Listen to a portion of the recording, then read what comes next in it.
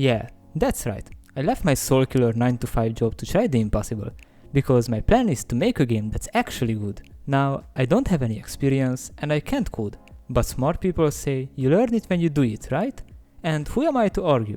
So I throw my excuses out of the window.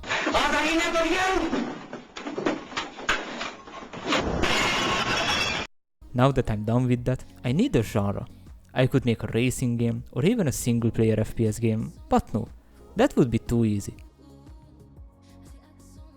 Okay, let's talk about the engine now. I want the game to look kinda good, so I went with Unreal Engine 5.4. I know that you can make good looking games with Unity too, but in Unreal it is much easier. For now, I turned off virtual shadow maps and lumen in the project settings, but I let Nanite on and I will tell you why in a few minutes. Another reason why I went with Unreal is that I have some experience with it because of a previous project. For modeling the assets, I will use Blender because it's the best free software out there. I will also use some Megascan objects in the game, but I will tell you when I do that. You don't really know this, guys, but I have a fetish for grass in video games. Although I like them in real life too. So I could do this with Megascans, but all of them are 10 to 15,000 polygons. I could reduce the polygon count with the built-in reduction settings, but it would look like trash, and 500 triangle is still very much for a single gross mesh. So I did what every new programmer do. I searched the tutorial, but almost all of them use the Megascans, until I found a video where I copied from this material, and with this, I got this beautiful looking grass. It is just fantastic, and this is the type of grass I was looking for in my game. For the landscape material, I downloaded 3 ground textures from Quicksilbridge, put them into a material and painted them on the landscape. It is still not the best, and I will definitely improve on this in the future. Let's make something clear. I'm everything but not creative, but I had to do this and it didn't went as bad as I thought.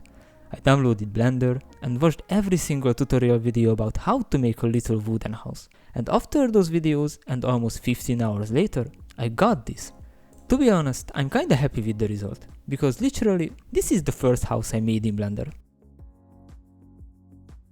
Of course, I can't really use this in a game because, well, it didn't have any textures. So I downloaded another program what I didn't know shit about, called Substance Painter, and made these mid-looking wood textures. Then I UV unwrapped the whole house part by part and applied the textures. But there was still a big problem. The roof. I literally tried everything, but I couldn't convert Blender's particle hair system into a mesh that I could export to Unreal, because after I searched for it, it turned out that it's only working in Blender. So I bought a height generator geometry node and applied to the roof. After that, I exported the house to Unreal and put it into the world. It was perfect until I saw the FPS, because each house was 1 million triangle because of all the individually rendered haze on the roof. So I had to turn on Nanite and test it. In this case, the Nanite was performing better and looking better than the aggressive LOD, so I kept it.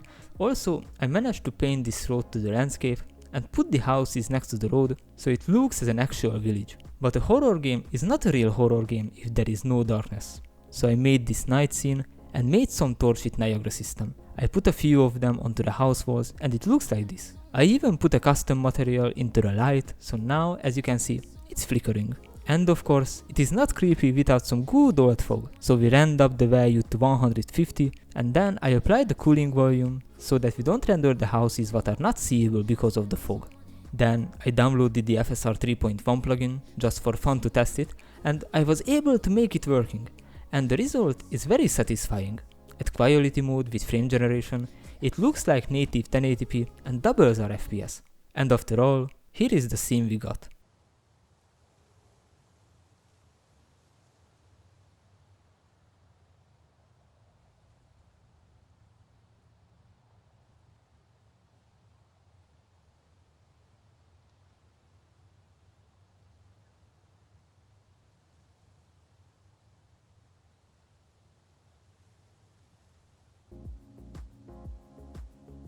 This was the first episode of my game dev journey.